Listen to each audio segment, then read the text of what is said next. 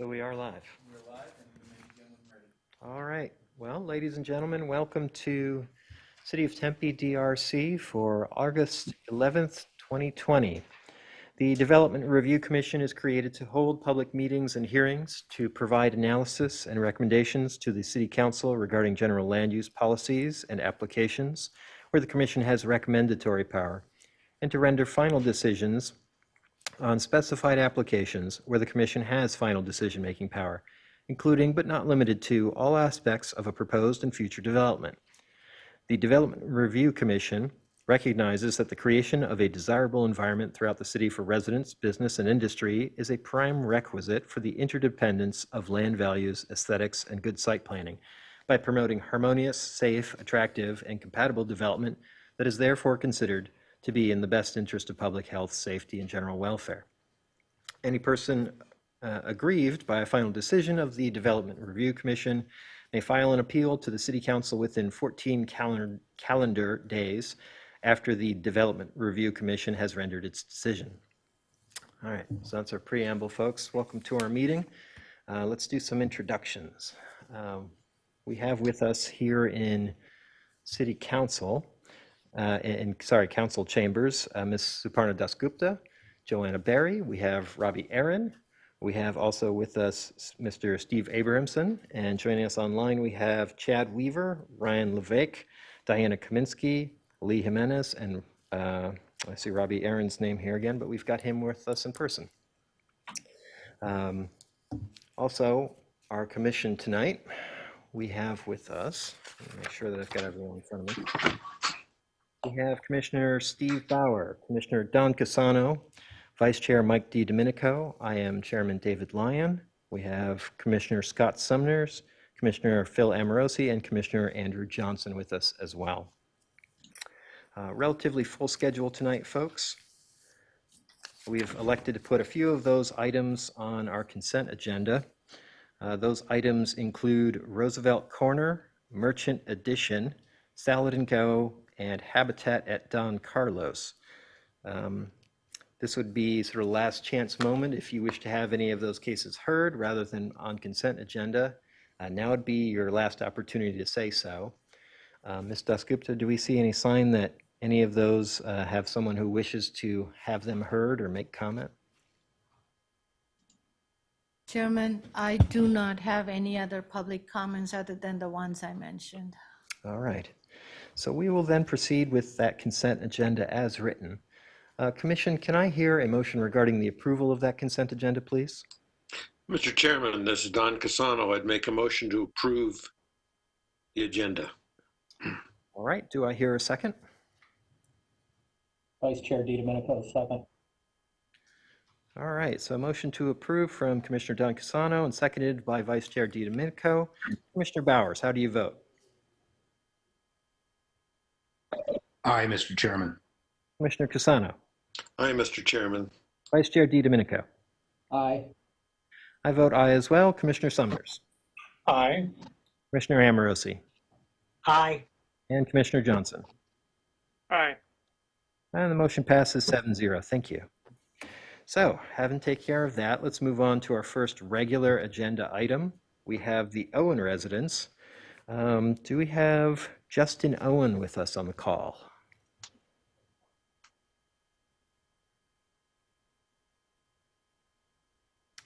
I'm being given a thumbs up. Are you with us, Justin? I am. All right. Well, typically we like to ask our applicants if they would present first. They can frame the issue as they like, and then we hear from city staff. Are you prepared to state your case? I am, and I'm not sure how the PowerPoint's going to work, so I will count on staff to let me know when it's up for you all to see. All right. Well, I don't have a PowerPoint for the Owen residents.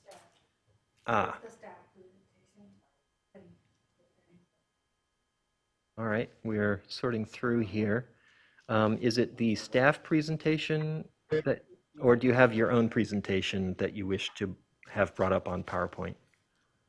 I had sent over a presentation that the staff had asked me to create if I'd like to, so I did. All right. I apologize. There seems to be a little confusion on that. Did you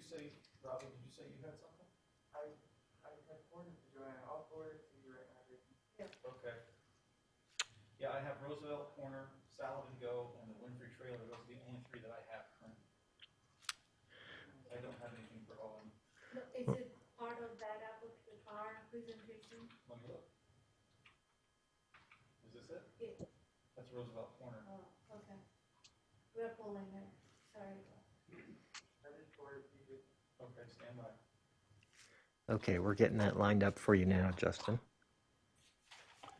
The life we live in right now with Zoom and WebEx, I'm used to it, so no problem. Yeah, I'm finding it's par for the course.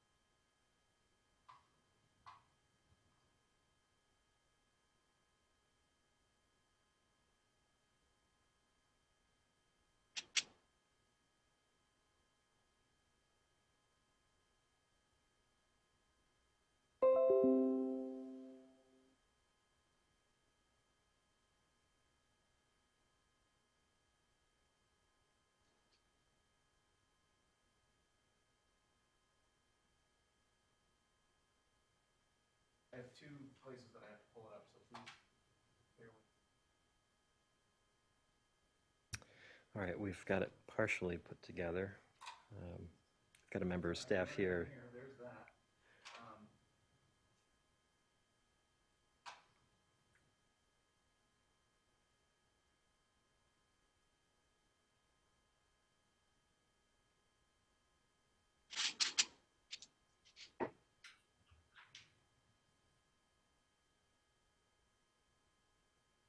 Almost there. Here we go. That now.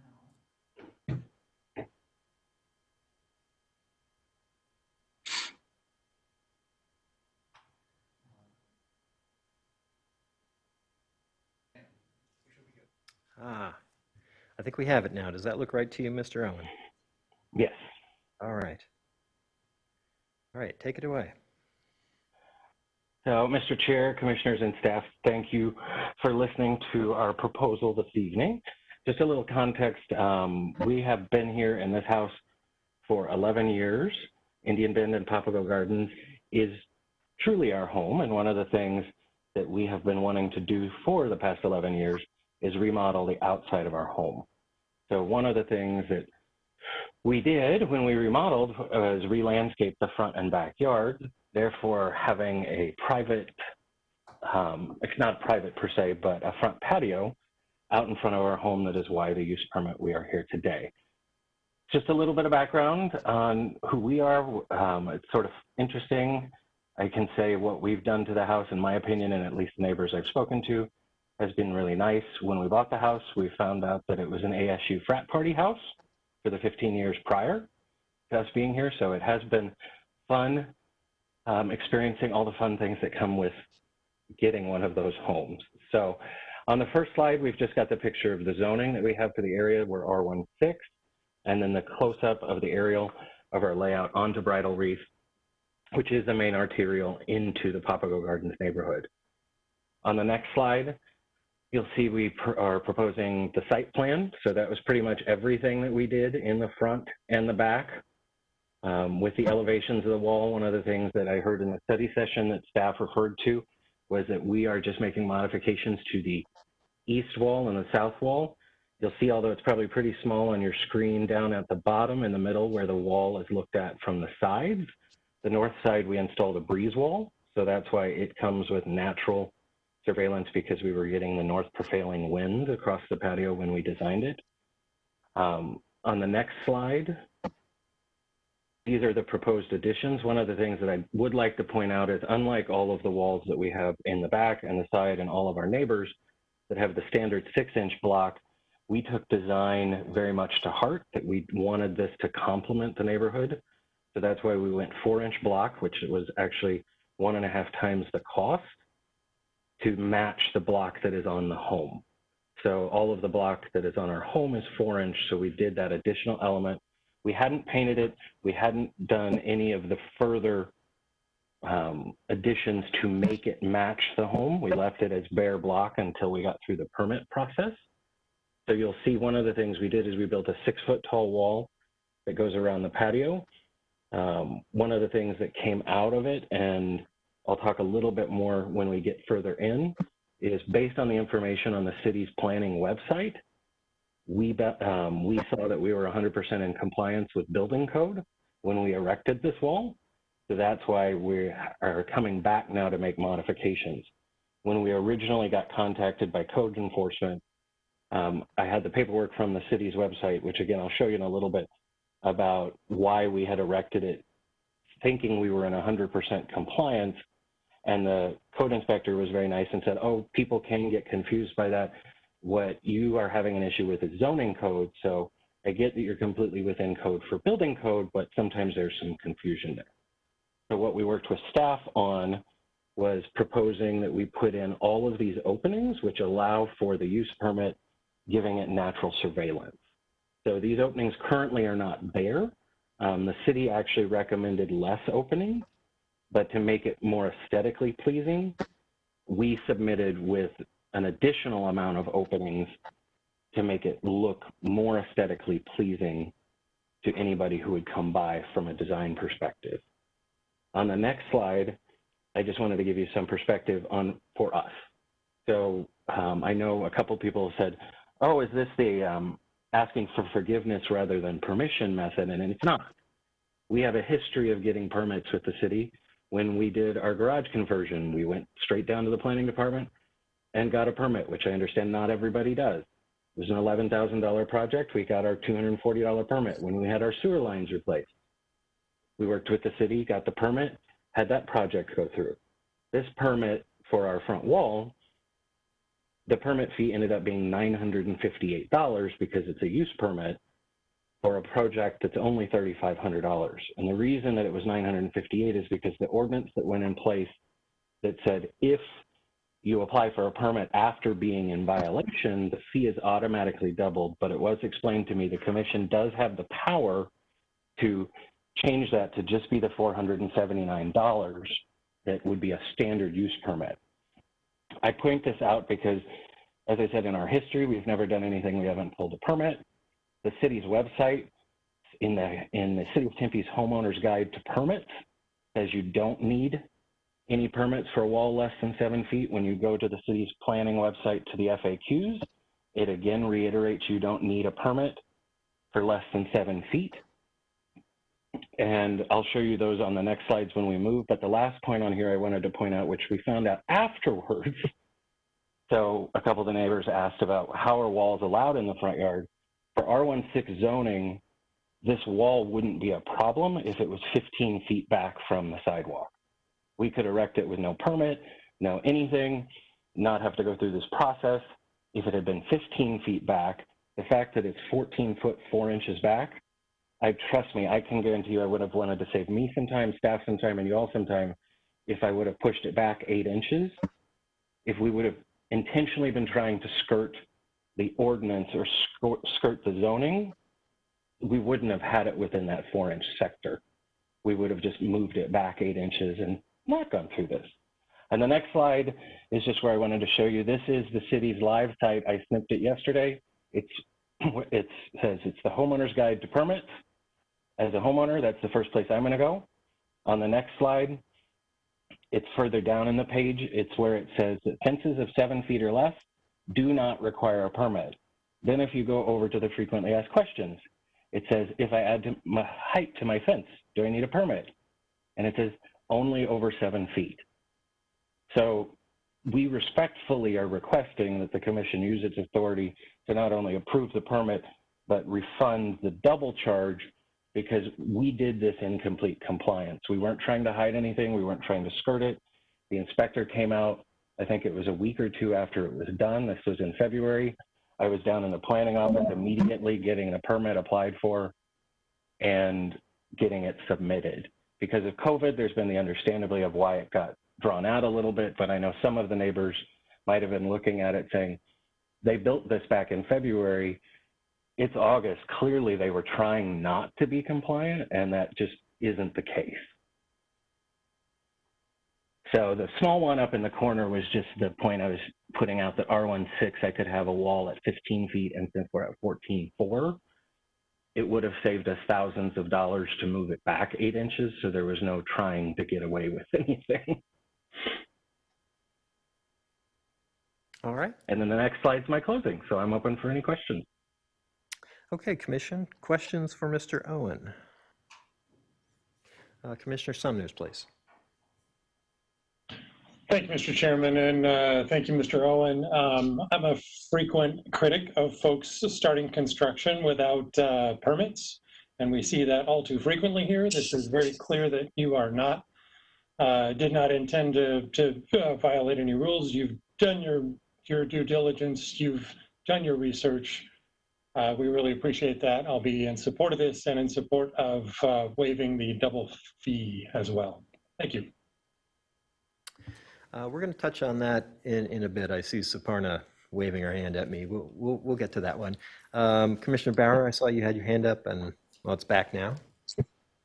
Mr. Chairman, Mr. Owen, the openings that are proposed, are they going to be window openings with a cap block on top, or are they going to be notched out with no block above the openings? The design that we had looked at was putting the cap block on top. So from our landscaper, most likely what we're going to have to do just from making sure it looks right is take down the top 24 inches and then rebuild it with those openings and the cap on top. Understood.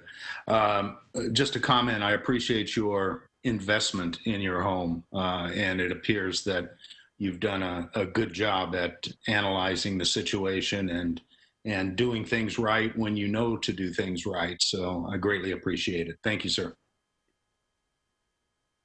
All right, thank you. Commissioner Amorosi, please. Thank you, Chairman Lyon. Mr. Owen, I appreciate that you use the same block as the block on your house. And but the opening, I'm not a big fan of giant brick walls in the front yard because I don't think then you get to see your neighbors when you're sitting out on your patio as they walk by and talking to your neighbors. So it doesn't seem to generate a neighborhood feel. It's more like you're walling yourself off from that. And the openings seem rather thin. All I see when I walk by on the front is a giant block wall. And I realize Bridleweath is a busy street because of the center that's over there.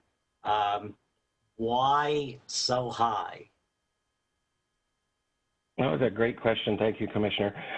One of the reasons that we went up to 6 feet was to be able to have some privacy in the front, but understanding that that isn't what we're trying to accomplish today. That's why we were happy for the natural surveillance.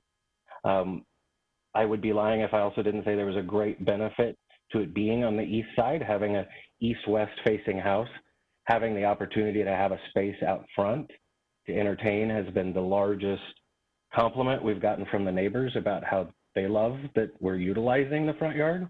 There wasn't really any other methodology between the 4 foot to the 6 foot deviation. We're not trying to hide anything, but we have a nice patio set. We have a nice swing, dining table, things that we want to make sure didn't easily walk away. Okay, and I thought that the 15-foot was for just the patio part, that the walls still had to be 4 feet. Maybe staff can answer that question. Thank you. Certainly, and just on that one, on the slide that was 3 after the one they're currently showing, when I have section 4202 of the development standards, it says that Open structures, for example, a porch, trellis, or patio wall has a 15-foot setback. And staff would probably know that better, but the staff has been brilliant to work with, so they've helped me learn a lot as well. All right, I think we're going to weigh into some of those definitions with staff here. Any other questions for our applicant? All right, seeing none, well, thank you, Mr. Owen. We'll have a chance to speak with you again in a few moments, and you'll get to respond to anything that you hear in the next few minutes. Thank you. All right, thank you. We'll have Mr. Aaron join us in a moment. Please. Chairman, just a point of clarification. It is not a building permit needed, but this is for encroaching into the front yard setback. This is a zoning code use permit standard reduction. That's what the applicant is requesting. So it has nothing to do with the building permit, and the double fee is because it wasn't built within the setbacks. And the other clarification just to make is staff or commission does not have the authority to waive any fees. That's a city council set up by city council. And so that's not something we can discuss about waiving fees at the commission meetings. Well, you cut me off at the pass. Thank you, Suparna. I had a couple of other thoughts on fences versus walls, but we'll get to that maybe in a moment. Mr. Aaron, you ready? I am. All right, give us what you got. Good evening, Chairman Lyon, members of the commission, Robbie Aaron, planning. This is a request for Owen residents to a use permit to increase the maximum wall height in the required front yard building setback from 4 feet to 6 feet. As Mr. Owens stated, this was a result of a code compliance violation. An aerial that Mr. Owen presented as well, showing the house and its adjacency to North Bridlereef Street. The front yard is adjacent to North Bridlereef Street. Here's the site plan. The site plan shows where the wall is in the front yard setback as well as the rest of the site. And down below it shows the different elevations of the wall, including the north portion that has the visual surveillance included already. These are the elevations of the east portion and the south portion. As Mr. Owens stated, he did agree to include some additional visual surveillance above the 4-foot height in the form of 8-inch by 20-inch openings. Staff did work with Mr. Owen to come to this solution to include the visual surveillance, and staff is in support of this visual surveillance. We do feel that it fits with the character of the home and matches the paneling that you see up in the pitch of the roof. So that's kind of where the idea came from. Use permit criteria. A proposal will not increase vehicular or pedestrian traffic more than what is expected by a single-family owner-occupied use. The proposal will not generate greater emissions greater than the ambient conditions that would otherwise cause a nuisance to the neighborhood. The additional wall height will provide a barrier between the additional outdoor living space and the noise that's coming from travel along Bridlereef. As it was stated, it is a commonly used street to get down to the Boys and Girls Club, not just by vehicles, but also by orbit buses. And is expected to add value not only to the property, but to the entire neighborhood as they are increasing their own property value, typically increases other property values. The home is maintaining the overall look and feel of a single-family structure, and it will continue to be a single-family use, so it's compatible with surrounding uses. And the increase in wall height is intended for the single-family owner-occupied use and is not expected to cause any disruptive behavior beyond that type of use. A neighborhood meeting was not required, although Mr. Owen did state that he did reach out to some of his neighbors to speak about this. And public input, staff received one phone call in support of the wall, and 2 comments in opposition to the proposal, which were provided to you beforehand. Staff is recommending approval subject to standard conditions of a wall of this sort. If you have any questions, I am here to answer them for you. All Thank right. you. Thank you, Mr. Aaron. Commission questions for Robbie?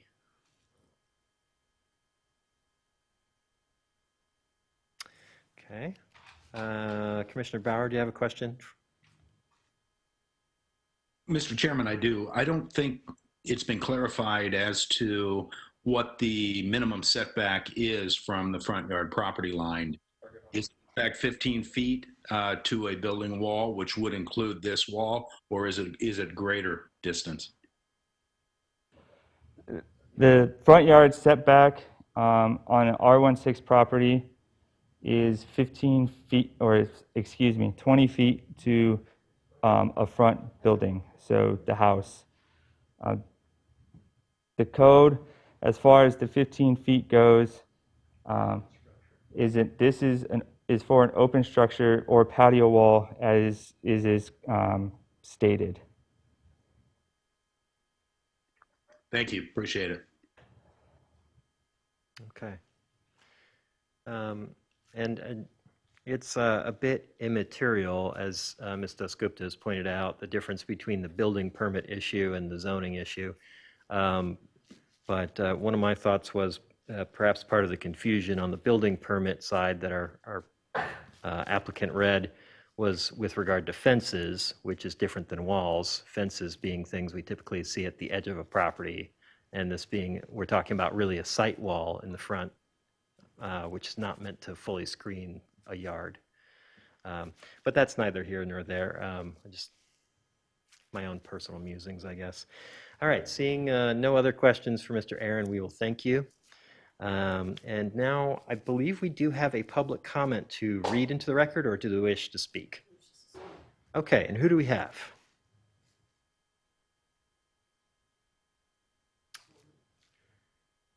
I'm being told there is a Mr. James who wishes to make a comment. Yes, I'm here. All right, when you're ready, sir. Well, at the risk of being redundant, I'll read a revised statement of the one I submitted online. Had to make a few notes as I was listening in here. As this item would not be under discussion if not for the attempt to avoid fees and plan reviews.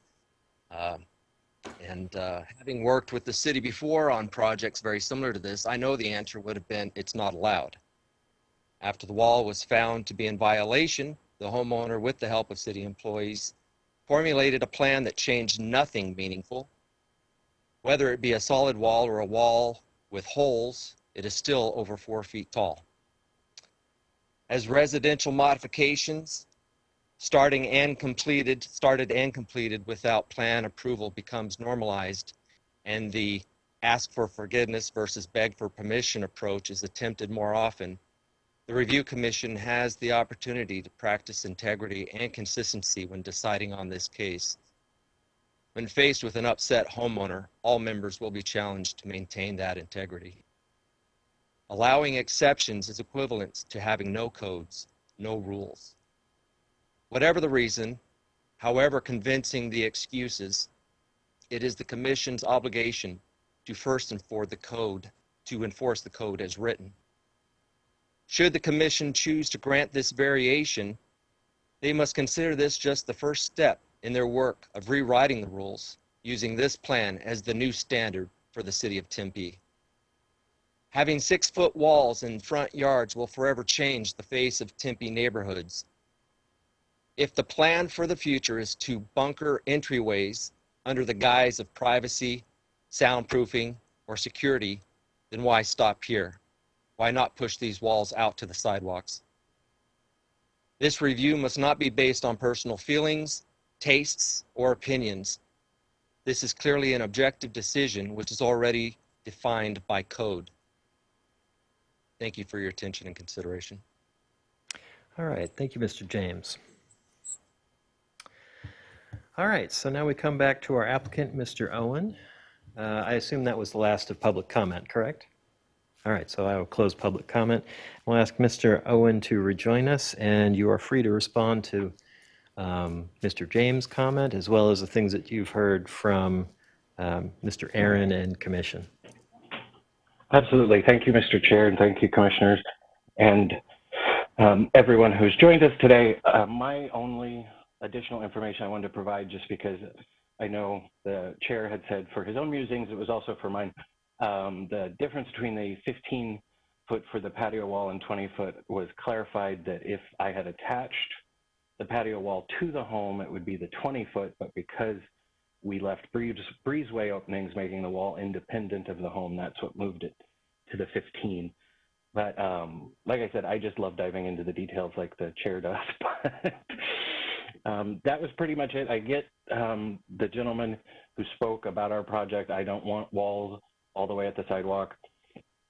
I don't want that. And seeing what we're doing in the surrounding neighborhoods, I can speak to one of the commissioners. I think it was a question from him, but Robbie pointed it out. I can say when we finished our landscape remodel, we had the house appraised, and it was appraised for $75,000 more than it was prior to. So adding value to the neighborhood, especially in such an old neighborhood, was our forefront in design. It was not to detract, but to add not only to our own property, but the neighborhood as a whole. Okay. Any other thoughts?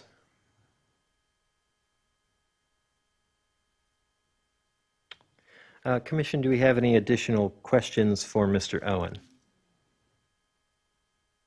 All right, seeing none, well, thank you, Mr. Owen. Appreciate that response. Commission, what are your thoughts on the case?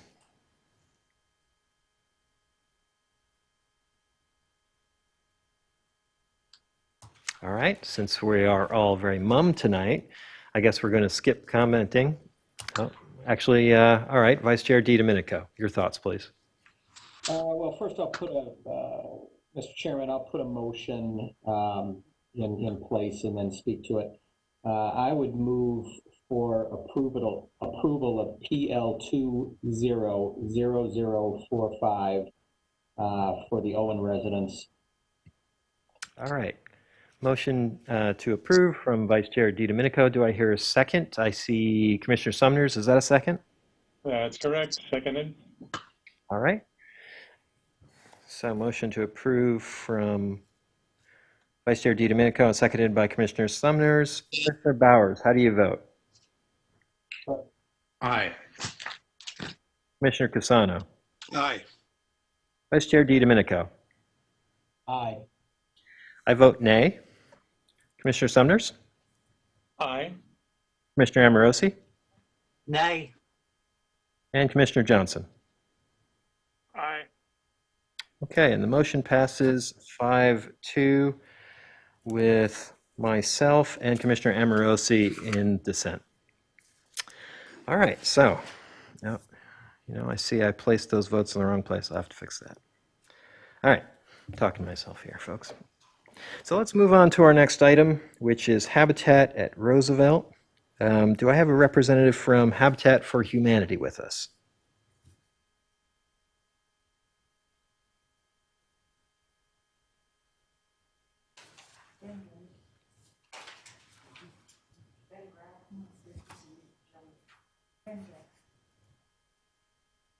Chairman, we have Ben Graff to represent. Sorry, I was on mute. Ah, common problem. So is this Mr. Graff? Yes, again, sorry, my name is Ben Graff, representing Habitat for Humanity. I'm with the law firm of Quarles and Brady, 2 North Central Avenue, Phoenix, Arizona. Thank you, as always, first and foremost, to staff and the commission for making these virtual hearings work. We truly appreciate it.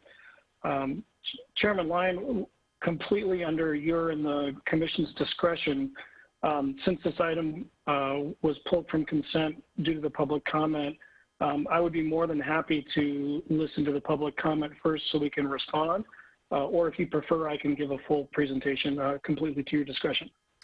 I prefer the former. I think that's wise. The I prefer the first Allowing us- option. Yeah, if we go to that, why don't we go to our public comment and give you a chance to respond then? I think we've all indicated that we're relatively on board with the project, so I think you've read that one correctly. All right, so let's hold tight then. Thank you, Mr. Graff. And by way of public comment, who do we have? Ah, yes, all right. So we actually have two people with us live and in person, the way we used to do it. So, boy, remember these white cards? Weren't those great when we did things on paper? So I have a comment card from Barrett Milton. Is this? Okay. Okay, and I live next door. I have a duplex next door, and I don't know what Habitat for Humanity is, but I Googled it a little bit, and I found out a little bit about it. And I I'm have sorry, some ma'am. questions. Very quickly, could I ask you to state your name for the record, Pardon me? please? Could you state your name for the record, please? My name? Yes, Barrett please. Miltoon. Okay, thank you. Can you hear me? Yes. Okay. And I have some questions. How can you have room for 3 houses, each almost 2,000 square feet? It looks like on the drawing here, or no, the houses there's just the lot size, okay. But I have some question. So how many houses are you supposed to have on the property? 3? Just so you are aware, I will not be answering these questions, but if you want to pose those questions, we'll come back and answer those after you finish. Pardon me, I don't hear very good. I will not be answering your questions until after you've finished, if that's all right. We'll actually have our applicant respond to your questions. So go ahead and ask all of your questions. Okay, yeah. And how many people are going to be in each house? And who are maintaining the property, the people themselves, or is there an association or what? I don't know. And also, how do you plan for parking, especially if they have multiple vehicles? Because I do not want cars parked in front of my house. And when do they plan to start this? All right. And I have a question about the drawing here. Where is Roosevelt Street? Where is that exactly here? This is Roosevelt, so what is this then? Is this the driveway? Where's the parking here? How about we have our applicant explain the Pardon me? drawing? We will have the applicant explain the drawing. Oh, okay, yeah, okay. Okay. Any other questions? No, not really. It's,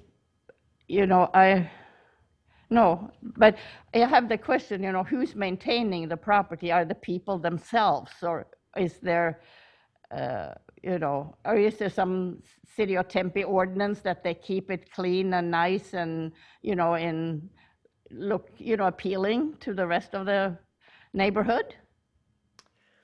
Okay, we will ask the applicant all of those questions. So who's the applicant? That is Habitat for Humanity. So where are they at? They are joining us by way of computer. Oh, okay. Okay, so I think we will thank you, Ms. Miltoon, and you're welcome to have a seat. Okay. All right, so we will invite Mr. Graff to join us again.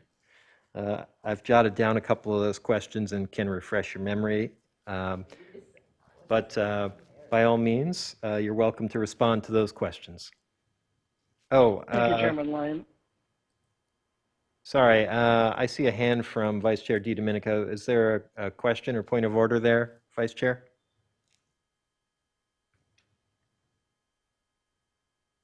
No, that was left up from the last case. I see. I see. All right, apologies, Mr. Graff. Go ahead. No, thank you very much. Mrs. Miltoon, let me also assure you that despite the strange nature of these virtual hearings, I was actually able to watch you while you were speaking just now and pay close attention to you. So rest assured, I was watching and listening carefully. The number of units, and I'm happy to answer all your questions. The number of units is 3. There are 3 proposed single-family detached 2-story residences. I think it would be helpful for the neighborhood and the commission also to know that this site was actually previously fully approved for 3 attached units. So we have never deviated from the density or the number of homes that's appropriate for this site.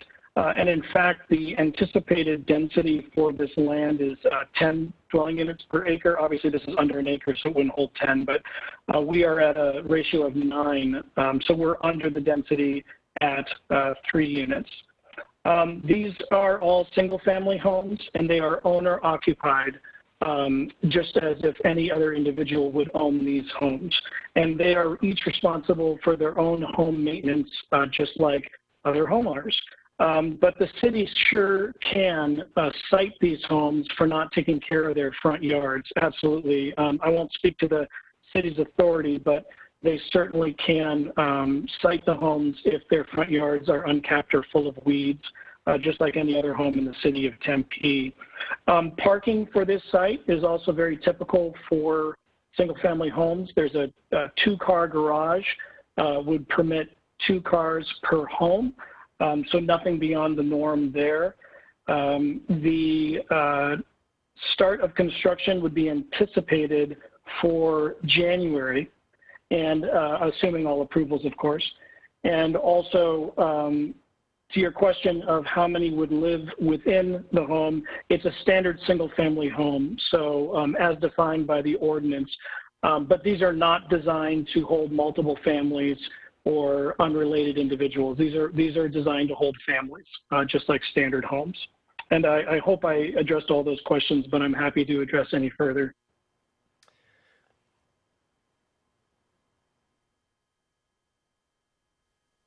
Okay, I'm seeing head nods from Ms. Miltoon that she's sufficiently satisfied. Okay. All right, Mr. Chair, this Mike DiDomenico. One last item that the applicant, I don't believe, addressed was where parking is located on the site. If he could explain that to our member of the public. Absolutely. Commissioner Domenico, Chairman Lyons, the parking is permitted within the garages, as noted, of course, on the site plan. In addition to that, street parking would be permitted, but not beyond the 2 cars permitted per site. We anticipate individuals will be parking within their garages. all right, fair enough. All right, so Ms. Dasgupta, do we have any additional public comment? Chairman, we do not. All right, so Commission, do we have any additional questions for the applicant? Vice Chair DiDomenico.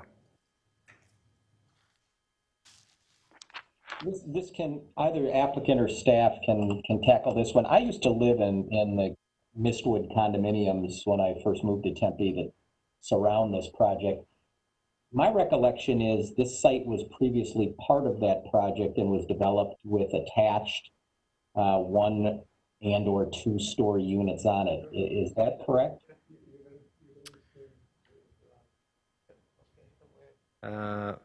Ms. Kaminsky? Yes. I apologize, I don't have the report in front of me. I know the property has been vacant since, I think, 2006, and I believe before that it may have had 1 or 2 units. In looking at aerials from the past, I don't recall seeing anything that looked like it was related to the surrounding Mistwood condominium development. Diana, I believe that the slabs are still there. And the units were on that site perpendicular to Roosevelt. They were parked by canopy. There were no garages there, but they were canopy parking, and the entry point was from the interior drive of Mistwood. I'm almost certain there used to be a Mistwood building here that somehow got demolished, or maybe there was a fire or something. The foundation that you see was from the prior approval, which was 3 attached apartments. And they started construction. So prior to the apartment approval, which was, I want to say 2005, and then they started construction, and then they never went forward. They never got beyond the rebar and the slabs that you see today. But prior to that, I believe it was like a single family or duplex on that lot. It was not associated with the condos. Okay. We entitled it, and they started construction, and then it remained vacant. Okay. So there was previously residential occupancy on the property. Thank you. Yes. All right. So, Commission, what are your thoughts? Anyone wish to opine on this one? Commissioner Casano.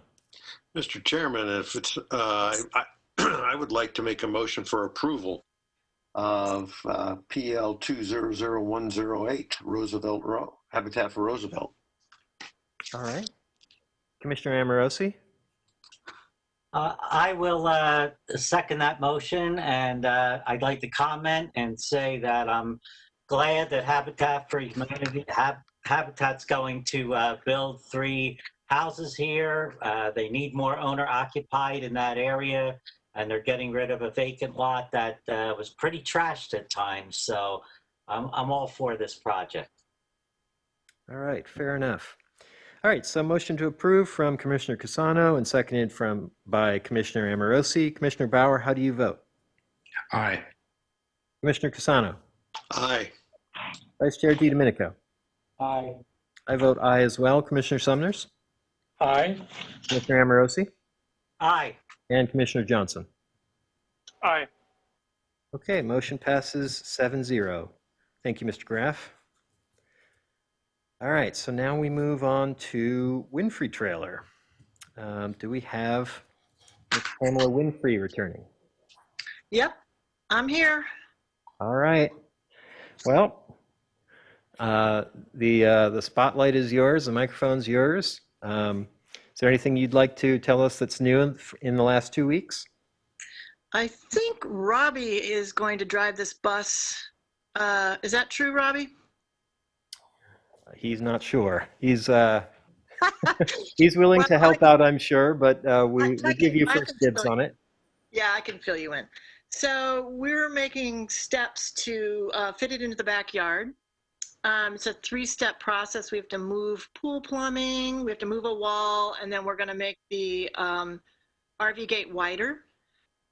So that's the plan. More importantly, I got my family to be all behind it, which is great.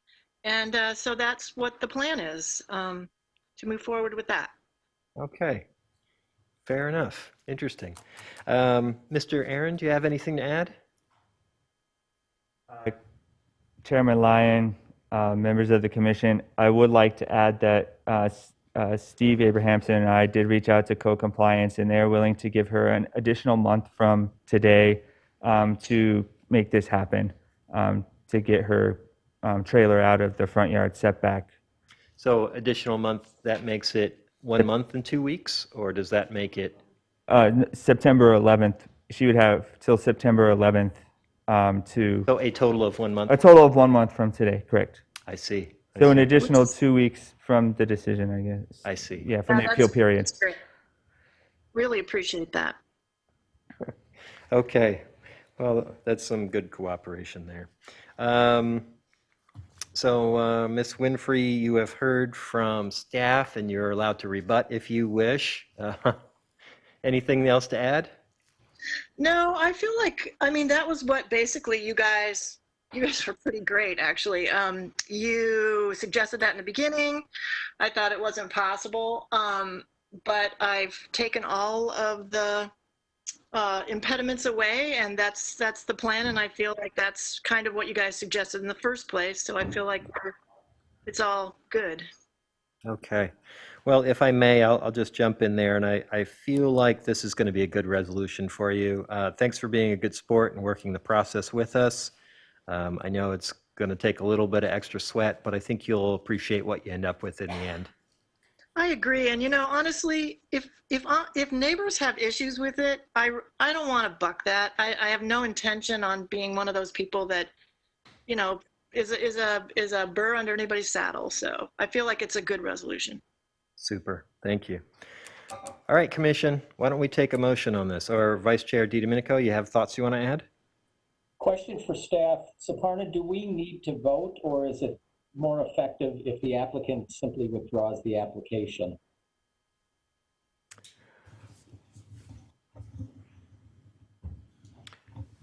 Mr. Abramson.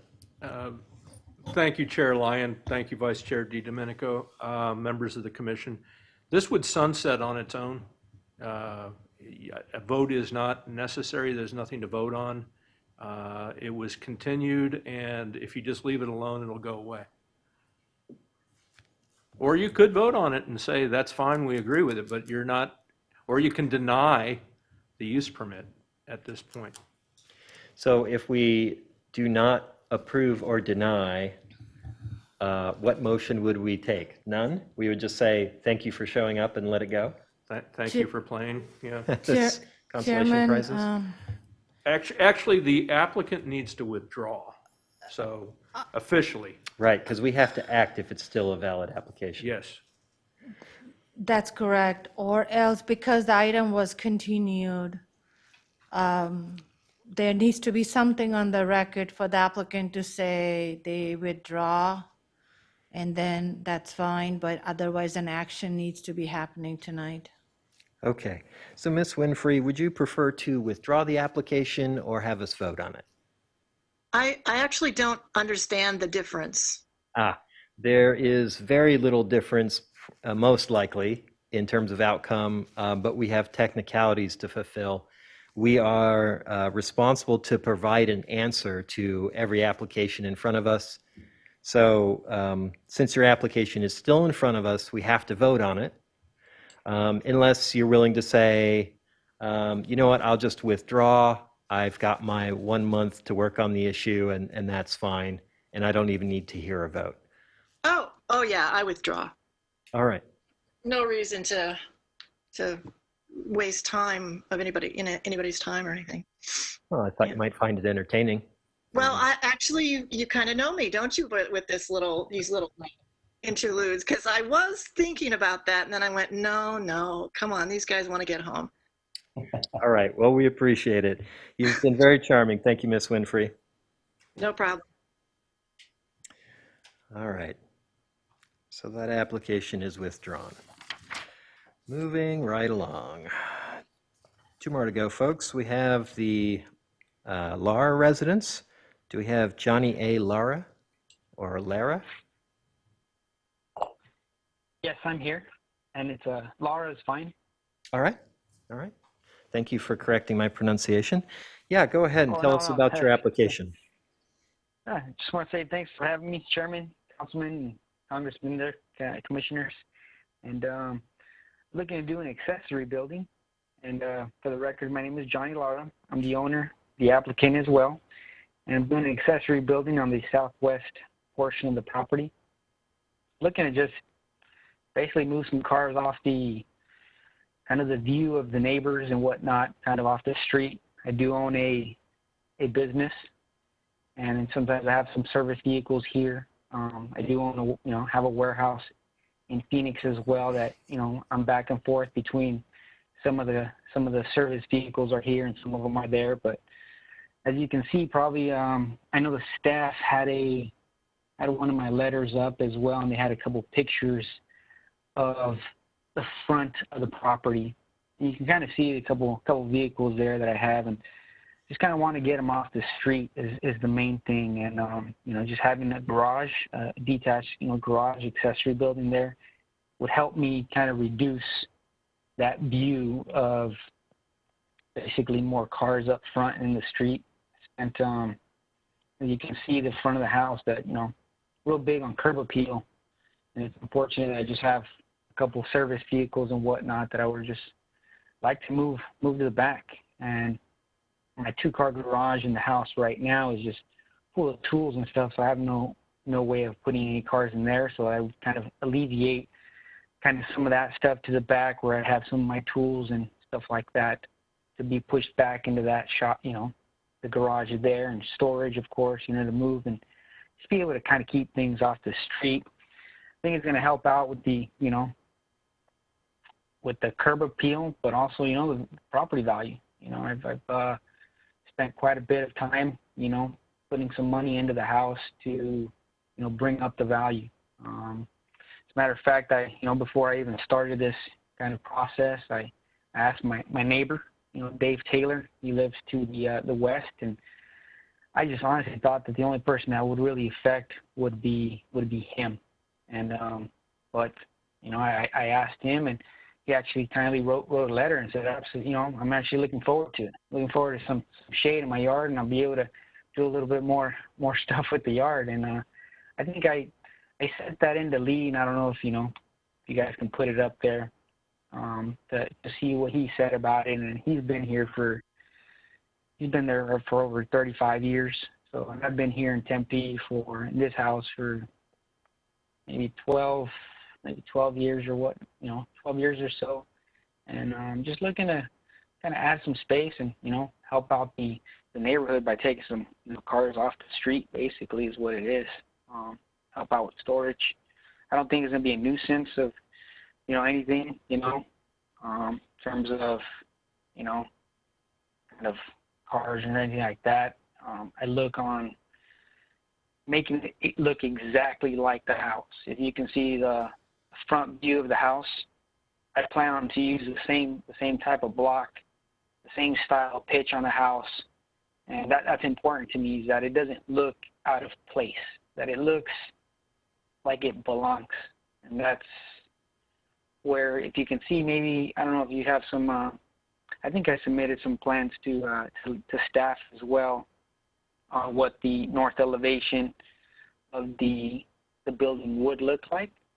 And it just makes sure it just matches, the block is exactly what it is, the 4-inch block, as well as the stone on top, and just make sure it fits. I'm very keen on making sure things don't look out of place. As you can see, kind of the house itself right now, I wanted to make it look as best as possible, for the neighborhood. That's important to me, to make sure that, the neighbors see that I'm trying to upkeep the neighborhood and, keep property values up. This is an investment for us, and kind of for long term. I love Tempe and I don't want to go anywhere. So that's kind of why I just, would like a little bit more space, but that's kind of, that's what it is for me. If there's any questions, I just appreciate the opportunity to request the use permits to, bring in that structure there. It's just very tight, and that's kind of what I'm asking for. I'm asking for the 2 use permits to reduce the setback to 5 feet on the west side, as well as, to make it 15.7 is what it is, height-wise. Yeah. All right. All right, well, thank you, Mr. Lara. Commission, any questions for our applicant?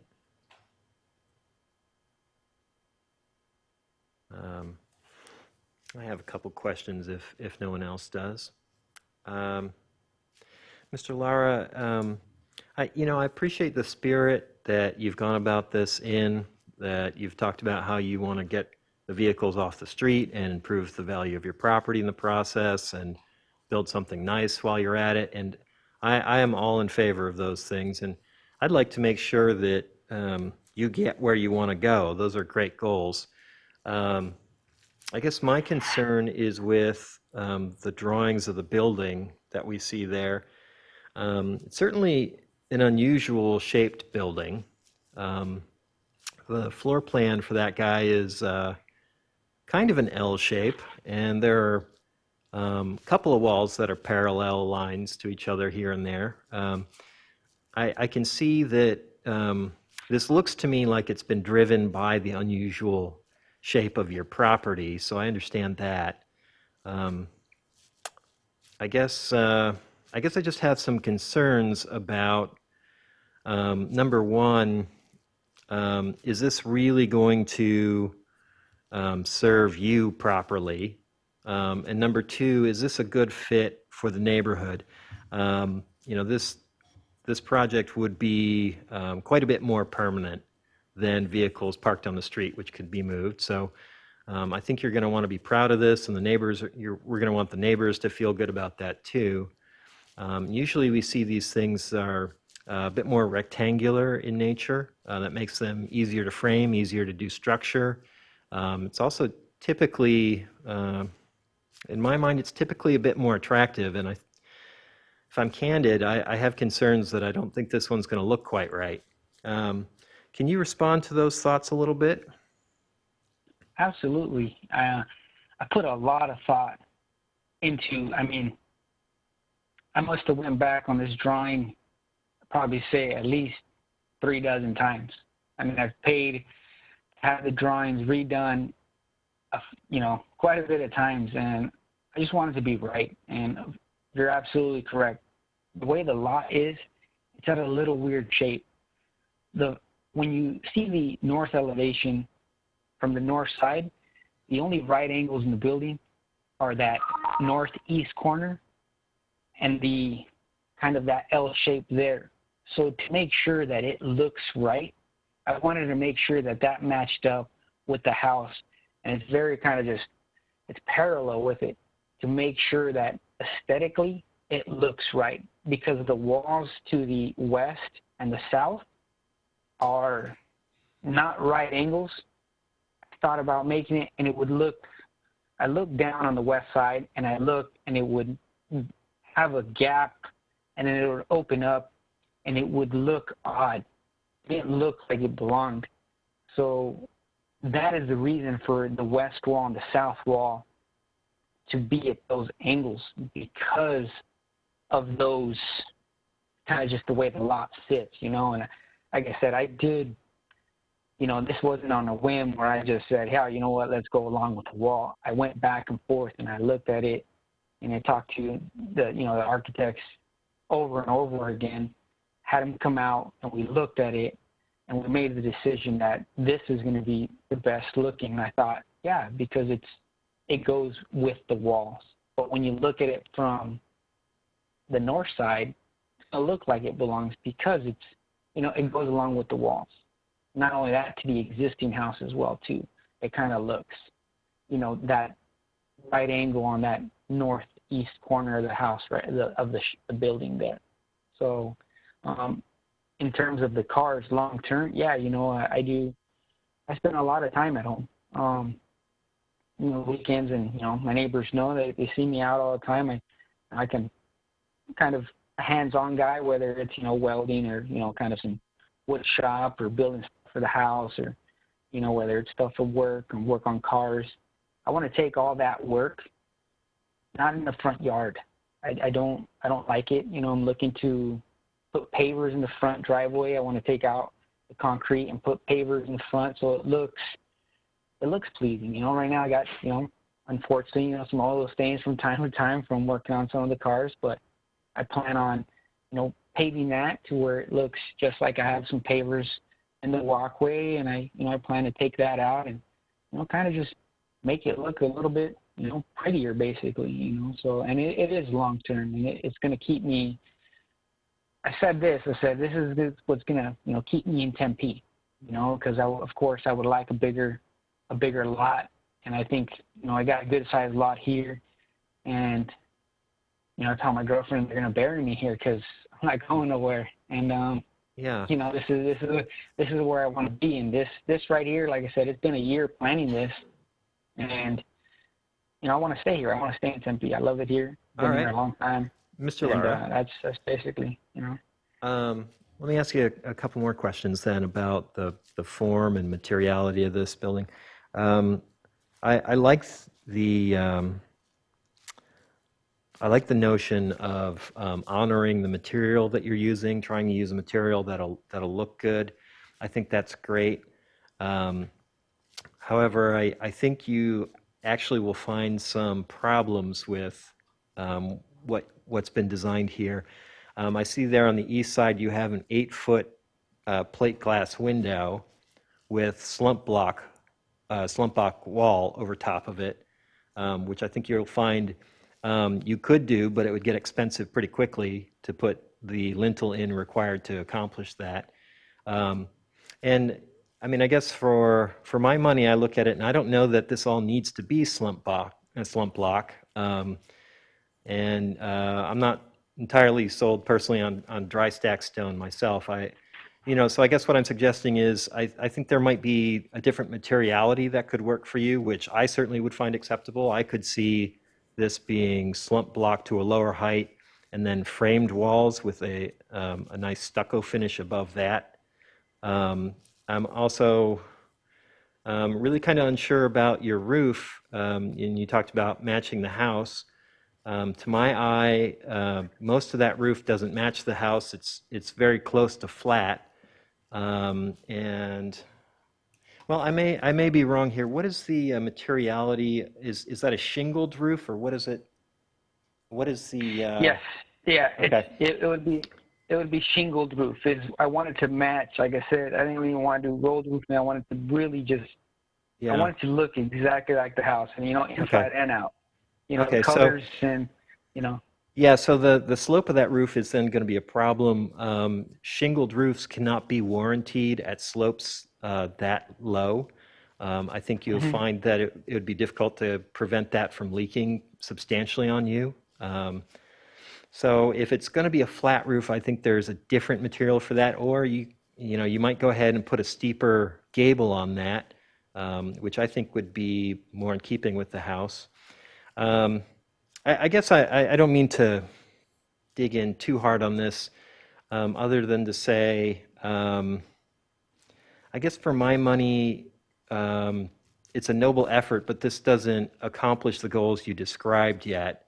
And I would want to ask if you're interested in taking another go at this, because I don't think I'd be able to support this in its current architectural form. I think that the neighborhood would have a problem with it in the long run.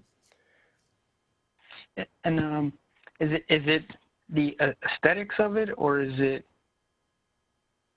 Yes. that?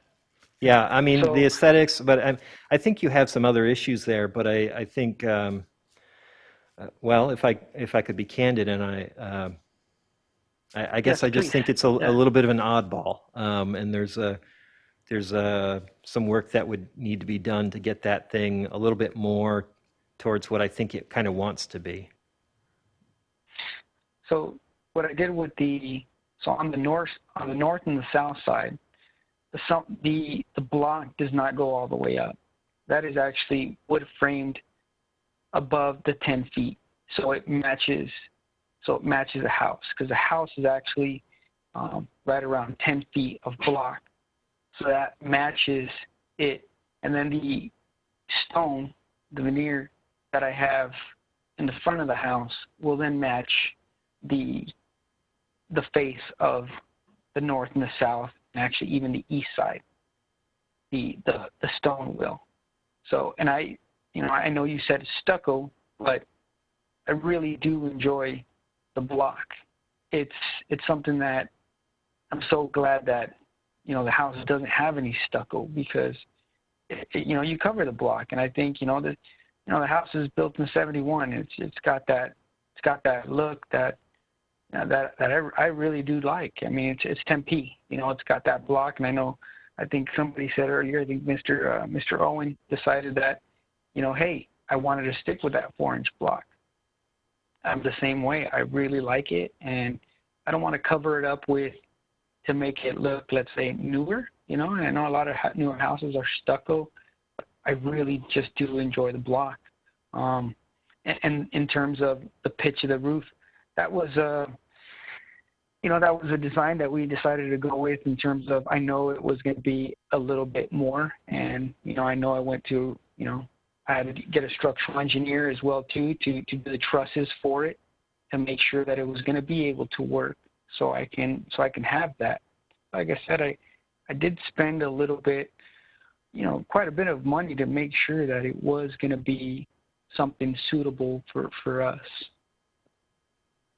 All right, fair enough. All right, Commissioner, I see Mr. Abrahamson. Thank you, Chair Lyon, members of the commission. With regard to the use permits that are being requested here, we're looking at single-family residential, and it's more of a compatibility issue, not so much the design, and I just want to remind the commission of that. I appreciate the reminder. Thank you. Thank you. All right, Commissioner Johnson. Yeah, I just wanted to add my 2 cents about my thoughts on the design and the way that it is shaped. And I appreciate the thought that's gone into this. I do think there are a couple of things that could be tweaked on it, but in general, I feel like the unusual shape is kind of a breath of fresh air, considering some of the other accessory buildings that we've seen being just a simple box. I think trying to match the shape of the lot, which is unusual, is an interesting way to go about it, rather than just going the route of sticking a pre-designed box on the lot. So I like that. I also appreciate the use of block. I do get that it can be can look a little monolithic, but I think the small windows break it up a bit, and the use of the stone, which I'm not a big fan of the stone, but I think that's maybe a personal choice. The use of the stone does break that up a little bit. I appreciate that it's not just a framed, wood framed box like we might see. I also think that the setback where it's located on the property will alleviate any aesthetic issues that other people may have with the design. So I don't have a problem supporting this one. All right, Commissioner Amorosi.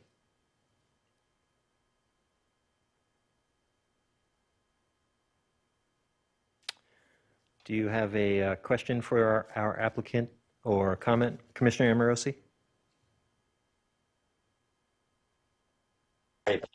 There we go. Yes, sorry about that. Yeah, I want to commend them for working with that odd shape. That when you look at it overhead, the way the square end lines up with the end of his house, and if he made the other end square, there'd be some dead space that would just gather. I think the widening at the rear end also helps him with his turning radius, with his garage, and getting vehicles in and out.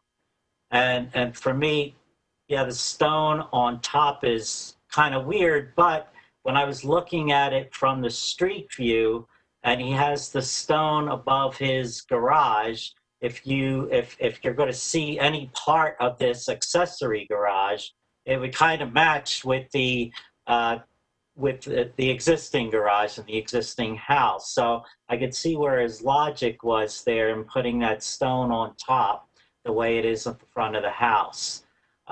So I think it's a nice fit, especially because the neighbor next door said he doesn't have a problem with it. I support this. Thank you, Mr. Lahr. I appreciate that. Thank you. All right. And, yeah, and just to be very just upfront, it was going to cost me a lot more to not do right angles all across. Those weird angles with the block. It is going to be a challenge to do that, and and I knew it was going to be more money instead of just going with something square and cookie cutter and throwing it back there. I want it, like I said, I do want it to be aesthetically pleasing, and make it fit. So I appreciate you guys kind of commenting on that, because I did spend quite a bit of time on it. So thank you. I'm a big block guy. My house is block too, so I thank you for block it. All right. All right, Mr. Abramson. Oh, I'm sorry, I didn't turn off my. Yeah, it's kind of come up and down a couple times. That tends to happen. All right, Commission, any other questions for our applicant? Seeing none, we'll thank you, Mr. Lara, and we'll ask you. Mr. Jimenez to give us the facts of the case. Good evening, Chair Lyon, Vice Chair DiDomenico, and the rest of the commission. My name is Lee Jimenez. I'm a senior planner with the Community Development Department in the Planning Division. Just a few facts for the case. The Lara residence is proposing a single-level detached garage on their lot, which is lot 1334 of the Tempe Gardens 11 subdivision. So the site or the lot is located west of South Terrace Road and south of East Carter Drive in the R16 single-family district. The applicant is requesting two use permit standards.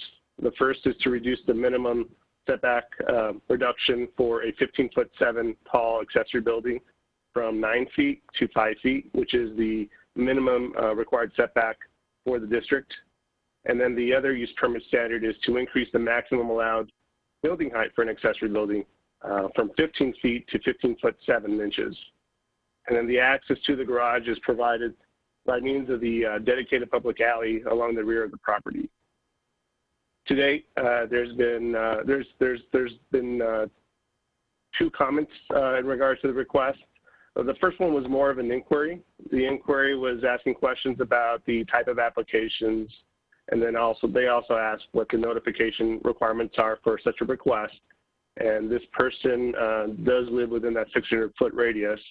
I provided answers and feedback, and then I did not get a response back. And I did learn that they were within the 600-foot radius, so perhaps they received a postcard eventually in the mail. And then the second input was received from the neighbor to the west, directly to the west, and they are in support of the project. And just for reference, Mr. Lada was mentioning some photos of the house. So if you were to refer to your packet and on page attachment 4, there's a photograph that gives you a comparison of the front of the house and then the proposed elevation. So you see that it's the same type of stack block or stack stone above masonry. So he is trying to follow that similar design.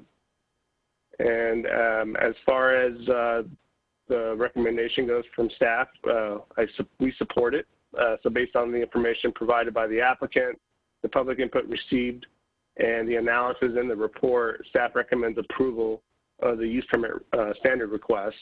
And the requests meet the required criteria, and they will conform to the conditions recommended in the staff report.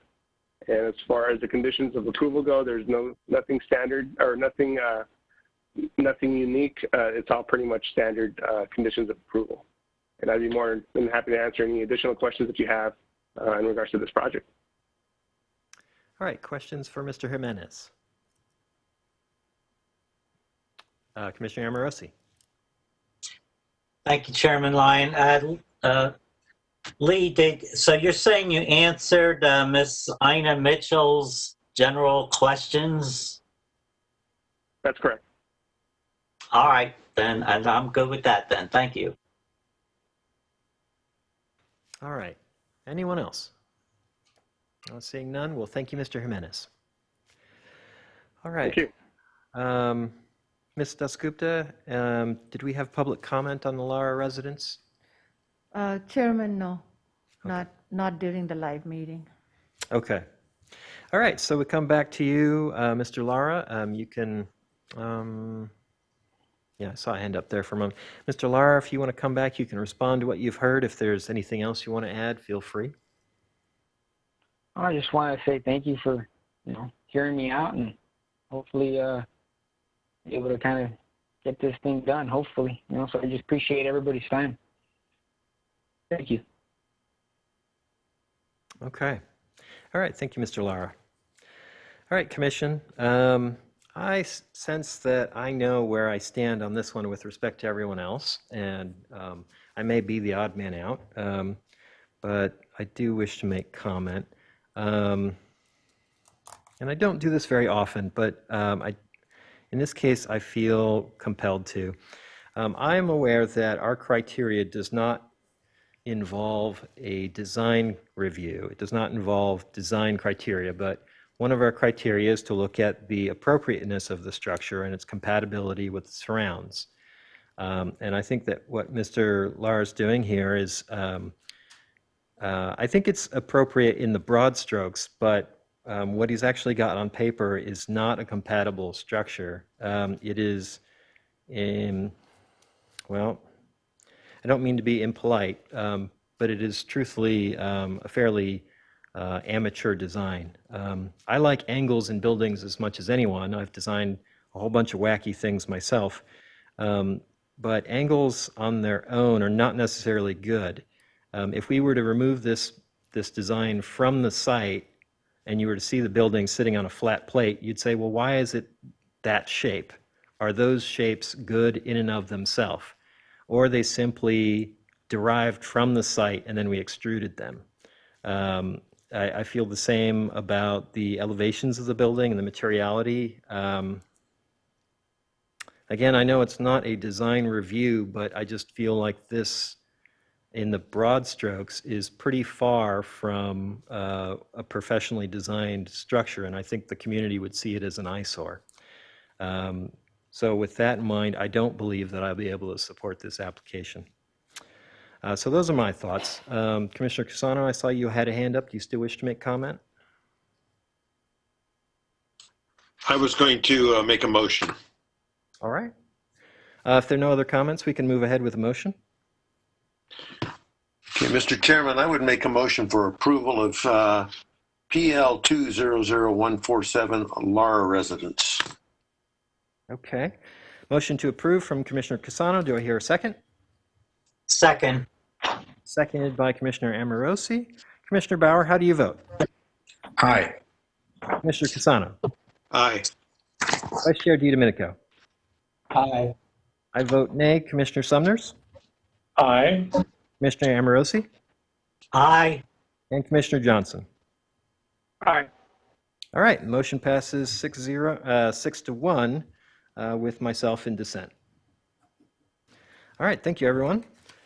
So this moves us on to our final case, AZ Guns. Do we have a representative from Money Shot LLC with us? Yes, Mark Sepulveda, applicant. I'm sorry, can you say your last name one more time? Sepulveda. Sepulveda, okay. Thank you, Mr. Sepulveda. The floor is yours. Go ahead. Okay, let me make sure I'm on. Can you hear me? Yes. Okay, great. Yeah, so thank you for your time this evening.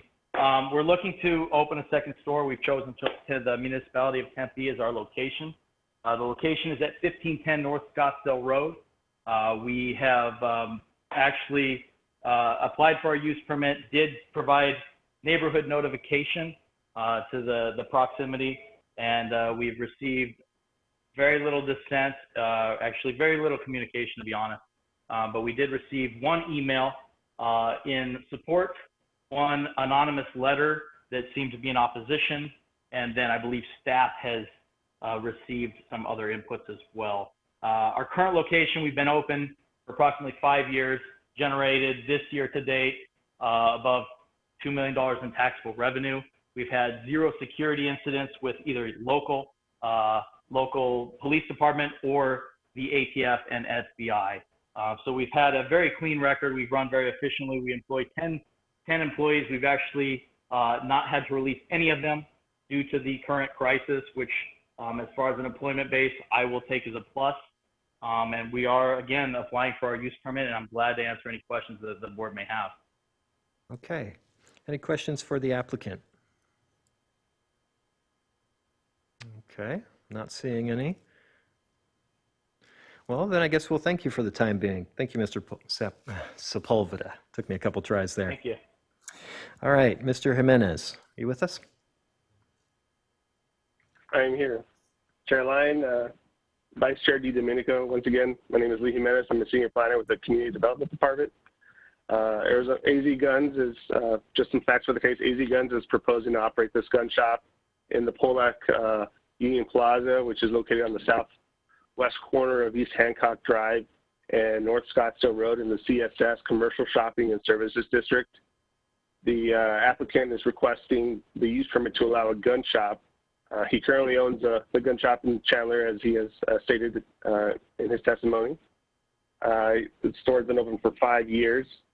He's maintained his federal firearms license since the spring of 2015 and has fully complied with FBI and ATF rules as far as regulations go, with 0 infractions to date. The Chandler shop employs 8 part-time employees and 2 full-time employees.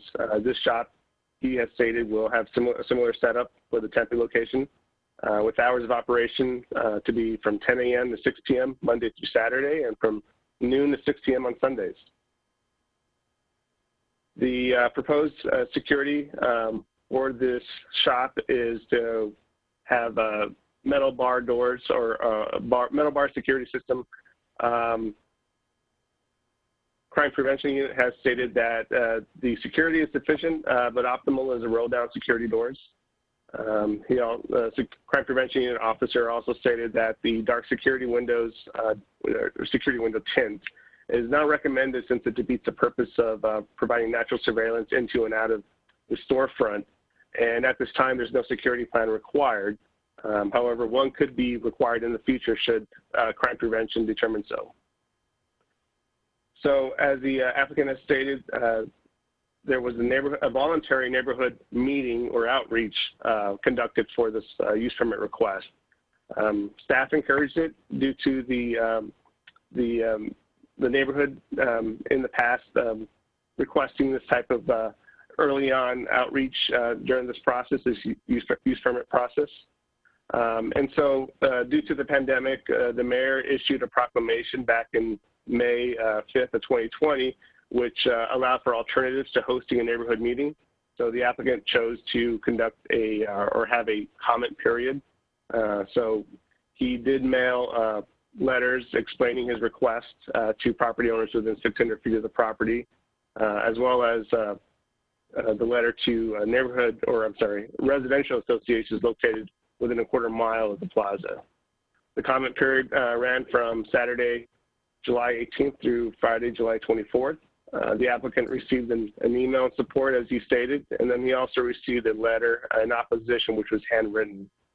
And during this period, staff did receive an email from a neighbor that cited no major concerns with the proposed use, other than proposing that the, I'm sorry, I'm getting a low battery mark on my AirPods. Can you still hear me while I transition to my standard? We can still hear you. Take your time. Okay. Hello? Yes. Sorry about that. My AirPods. And I'm sorry. I'll start off where I left off. And so, yeah, we did receive an email from a neighbor in the area, and she was proposing, perhaps rather than metal bar doors, for aesthetic reasons, perhaps a metal roll-up doors would be better for the aesthetics of the appearance of the shop in this neighborhood. While no comments were received during the publishing of the staff report, staff did receive 2 phone calls as of tonight's hearing, inquiring additional information about the use permit request. Both callers had no concerns with the proposed gun shop use, but had concerns about the proposed security measures to be taken during and after operating hours. Both the use of metal roll-up doors were proposed, and one asked if the operator is planning on having a security guard on staff during the day. And then one of the callers did submit a public comment card online earlier this afternoon, and I believe Steve Abrahamson will be pulling up that email to read into the record. But aside from that, based on the information provided by the applicant and then the public input received, and as well as the analysis provided in the staff report, staff supports the use permit request. The request meets the required criteria and will conform to the conditions. There are 2 unique conditions in the staff report. Number 6, requiring that the storefront security system be consisted of the metal roll-up security doors, no folding security gates. And then the seventh condition is assuring that the window tint or the security tint used on the storefront has no opacity, so that there's natural surveillance maintained inside and outside of the store. And I am available to answer any other questions that you have. And that's all I have for now. Thank you. All right. Any questions for Mr. Jimenez? I've got a hand for you, Vice Chair DiDomenico. Is that a leftover, or you have a question? I have a question. Lee, there's a question from the public. Josh McCulley asked, will this include a firing range or only a sales capacity? Can you answer that, please? Chair DiDomenico, I'm sorry, Vice Chair DiDomenico. There is no plans, as far as from what I'm aware of in their letter of explanation and detail, that there will be any firing ranges or even testing of guns on the premises. If you'd like, we can have the applicant speak directly to that question. Let's go to Mr. Abramson first. Thank you, Chair Lyon, members of the commission. I have an online meeting comment card that the author wished to have read into the record. This is from Kim Gaffney Loza with regards to Arizona guns.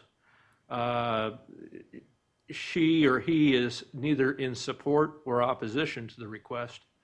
The comment reads, I just wanted to relay some of my concerns about security and having a gun shop in my neighborhood.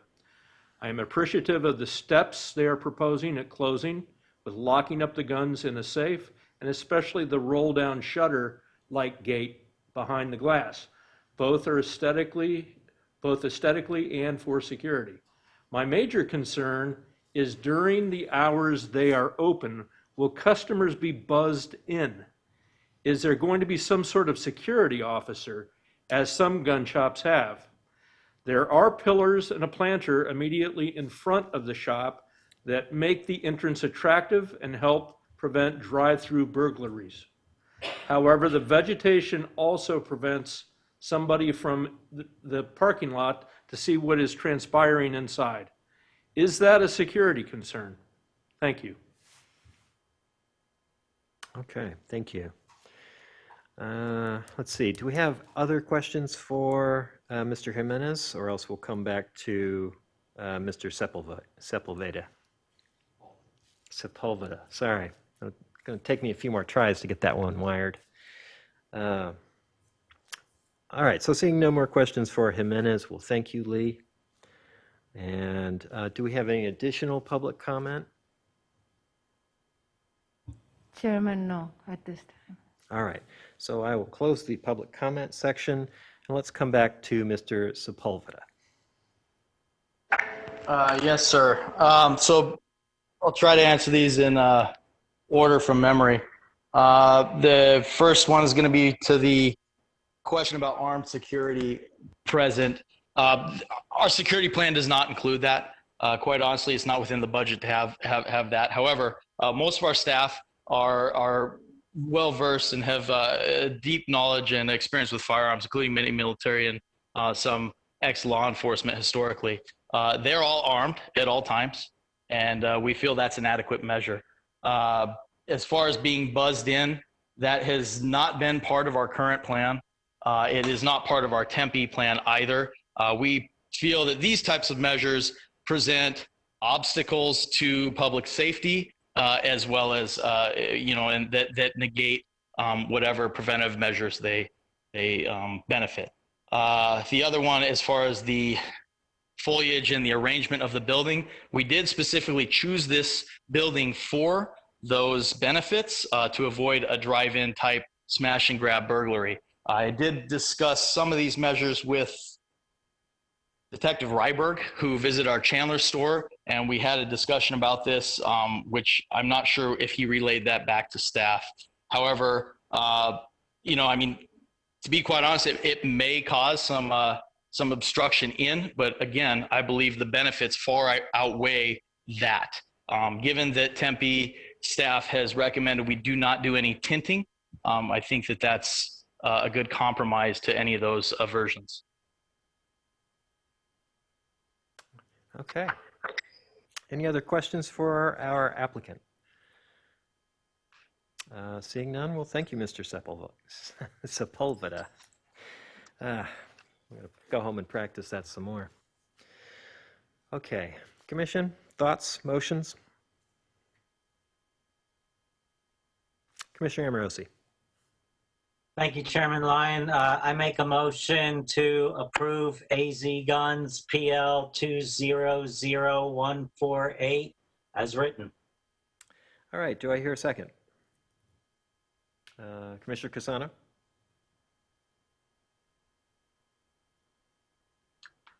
I would second that motion, yes. Okay, thank you. All right. Motion to approve from Commissioner Amorosi, seconded by Commissioner Casano. Commissioner Bauer, how do you vote? Aye. Commissioner Casano? Aye. Vice Chair DiDomenico? Aye. I vote aye as well. Commissioner Sumners? Aye. Commissioner Amorosi? Aye. And Commissioner Johnson? Nay.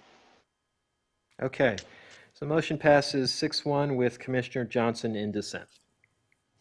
All right, ladies and gentlemen, that is all of our regular items for the evening.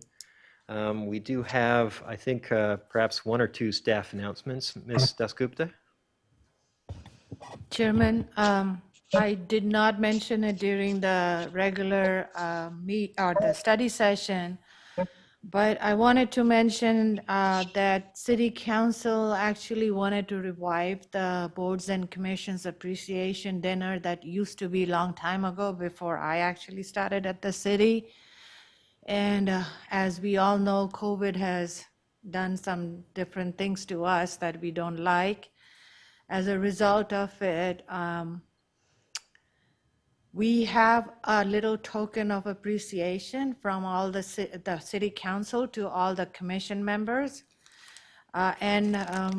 Chairman, you have one that you already have it, and I just got to figure out how to get it to the rest of the commission members as a token of appreciation. But we really thank you for all the important work on behalf of the city and city council also and staff, saying that all this work is very important to us and we really appreciate it. And the second thing I have is Mr. LeVake would like to give a council update on the commission actions, if you would indulge him. Oh, I apologize. I missed that during study session, didn't I? Mr. LeVake, forgive me if you will. Hello, Commission members. I just wanted to let you know that City Council meeting coming up this Thursday. We have an appeal case, the Hale residents, if you recall, Commission unanimously denied the use permit for a second-story addition to an existing building that's under construction right now without authorization. So that appeal item will be heard at this Thursday's council meeting. That's all I have at this time. Thank you. All right, thank you, Mr. LeVake. So just quickly, for the camera's sake, I have a little name tag, if you see. This is what Ms. Dasgupta mentioned. Grateful to receive that token, and I just want to say personally that it's been an honor and a great opportunity for me to be involved, and I think the rest of the commission probably feels the same. So I see a couple of hands on our boards there still, one from Vice Chair DiDomenico and one from Ms. Dasgupta. Mike, do you have something for us? I do, Chairman Lyon. Question for Ms. Dasgupta. Has there been any discussion with the city on when we may reconvene in council chambers? Is there any talk as to a timetable for bringing our meetings back to the old way of doing things? Chair and Vice Chair, Mr. Weaver and Mr. LeVake is on the line if you need further information. But as far as we understand at this point, there has not been a decision made just because of the spread and the control issues. And there was an employee survey that was conducted. So at this time, there are no plans to start this anytime soon. But as we get updates, we are happy to inform the boards and commissions regarding that status. Thank you for that. I'd also just like to pass along to Commissioner Amorosi, Phil, best of luck on Friday. We'll be thinking of you. Thank you, Vice Chair DiDomenico. Yeah, I'm probably going to have to miss a meeting or two till I can recuperate. So we'll see what happens. All right. They might have good Wi-Fi wherever you're going to be recuperating. We don't want to stress him. Yeah, right. Hang in there, Phil. All right, thanks. All right, Commissioner Bauer, you have something for us?